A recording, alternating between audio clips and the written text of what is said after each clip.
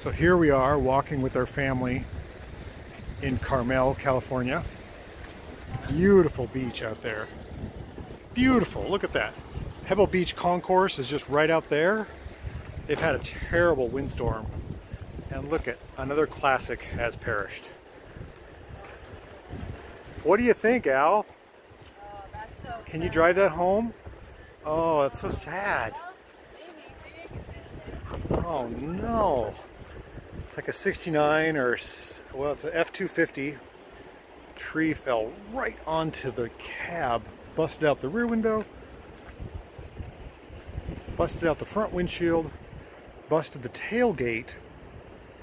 That's too bad. Even has pinstripe, the old-fashioned sticker pinstriping on there. Wow. Everyone bites dust. This was a staple around here. Oh, that's too bad. Let's take a look inside the cab. Oh boy. I remember these trucks, and it hurts to see this one's such bad shape. Hood took it. Cab took it. Wow.